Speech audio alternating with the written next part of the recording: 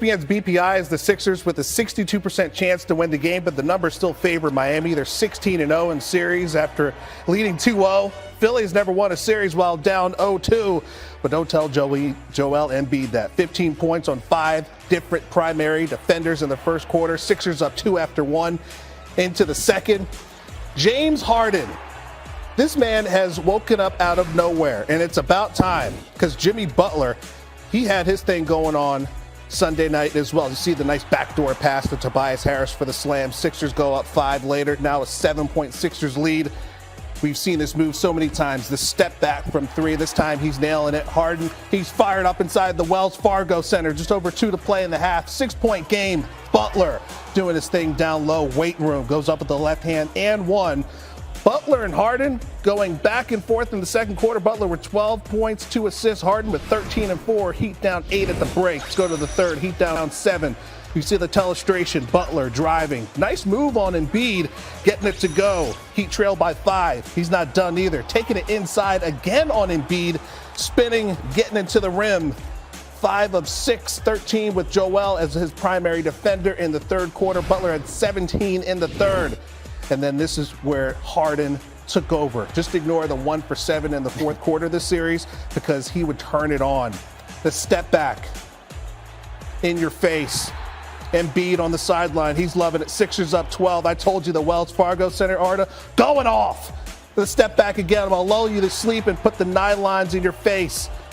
Lead it back up to 10. Other end of the floor, Butler doing everything he can to keep the Heat involved. It wouldn't be going on from 3. They only shot 20% from 3, while Philly shot 48.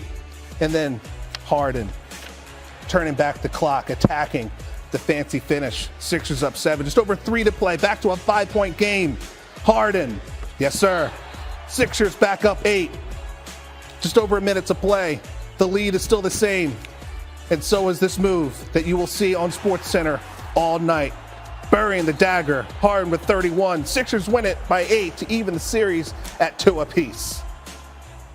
Listen, it's the playoffs, and the other day we were all so emotional. One game, and then the next game. So it's just James being James. He played great.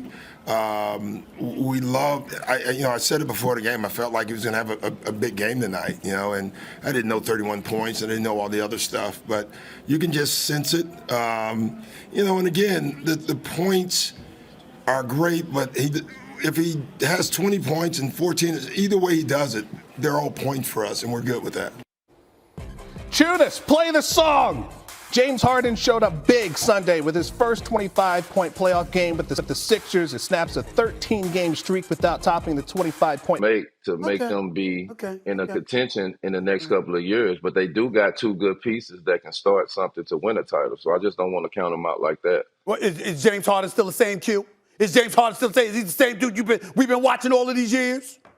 Listen, I'm under the mindset that I want to see him. I'm gonna get to me he deserves the grace as much as he's done and who he is and what he's putting in the league. To get a off season to get fully healthy and to get fully in shape and to come in the next season and to see how he looks. I'm gonna reserve my opinion on that until I see him coming to Philly Philly if he signs back there or wherever he's at after a full offseason where he's getting himself healthy and getting himself in shape. And then if he's still doing some of the same things, then maybe I have to agree with that. But I have to wait till after that.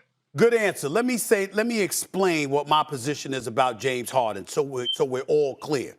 The brother can ball. He ain't no scrub now. We're not saying that. We're just saying that he spoiled us with a standard of greatness on the offensive end of the floor that is rare in the history of the NBA. And that dude is not what we have seen since he suffered the hamstring injury last year in Brooklyn. Wait though. This is part of that. Like when you talk about what he showed us and how he spoiled us in Houston, we have to take into consideration that he was being coached by my former coach, Mike D'Antoni, and he was in the offense where he had the ball, I don't know how much, but a very high percentage of the time.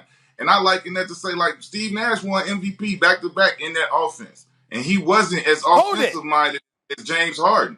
Pause. So what are you saying? Are you saying that if Mike D'Antoni was the coach, that we'd see better offense from James Harden?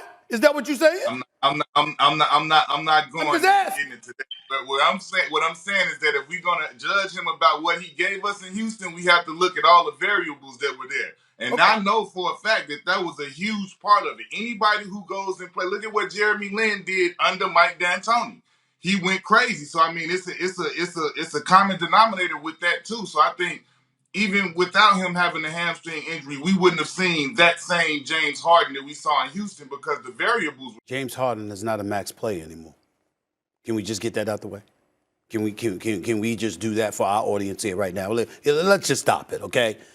We respect James Harden. We know that James Harden has been great for years.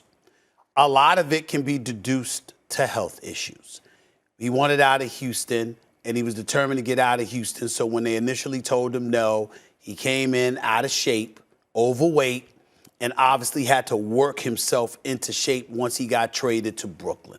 In the process of doing so, he acquired a hamstring injury. He was never able to fully recover. Otherwise, Milwaukee wouldn't have won the title last year because Kevin Durant and Brooklyn would have beat that Milwaukee team. Maybe this Milwaukee team now as a seasoned champion is better.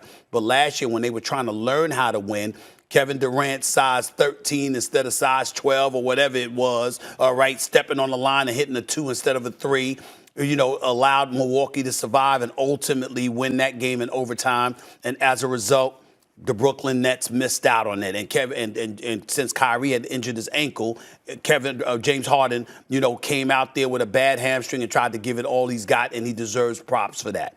He comes to Philadelphia this year, okay? Even though he looked a bit stealth, like he had gotten himself in shape, he's never looked the same since he put on that weight because he was trying to get out of Houston, and it's come back to bite him because one could easily argue it has compromised his health. This is a guy, Wendy, and you know what I'm about to say here. James Harden has not attempted 20 shots in a game since he arrived in Philadelphia. Does anybody believe that? Did anybody? I mean, this is James Harden we're talking about here. James Harden, one of the most prolific scorers we have ever seen in the history of the NBA, has not even attempted 20 shots since he has arrived in Philly. He can't get open, Stephen. Ladies and gentlemen, that is not about a selection. That is not about being deferential to Joel Embiid. He can't get open. He can't create separation. And that is the reason why he has not attempted 20 shots or more since he has arrived in Philadelphia. In the last 14 games, we are talking about a guy that went like 6 or 7 straight years, averaging a minimum of 29 points a game.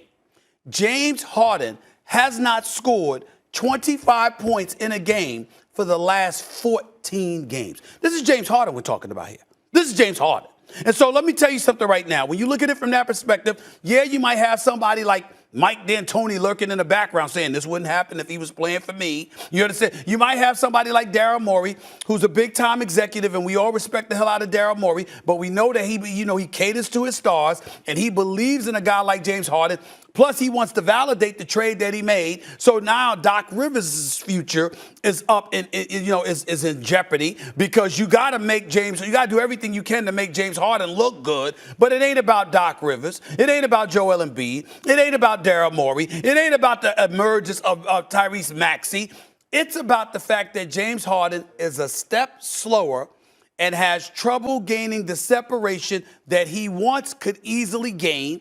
And as a result, he can't get off enough shots to average anywhere close to the points that he used to average. When you take those things into consideration, that means you're not a max player.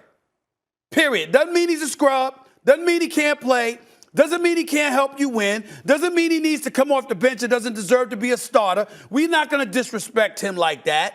But he's not the superstar player that he once was that requires the max. Now, maybe if he gets himself in shape, gets a strength and conditioning coach, Wendy, and dedicates himself, maybe he gets on that diet or that culinary program that CP3 is on where it's plant-based and he ain't eating food, eating meat and all of this other stuff. And he's bragging about how other dudes need ice, but he doesn't. I shouldn't say bragging because he was just letting the brother know. Yeah. He wasn't bragging. He was actually informing me to make me better. So I appreciate that. He wasn't bragging. But my point is maybe that's what the situation is. But at the end of the day, the bottom line is James Harden, unless we are looking at a dude that's that's not in great shape, and that could be rectified by a strength and conditioning coach and a program that gets him, that elevates his level of quickness or whatever, the James Harden that we have seen in Philly is not a max player. It's just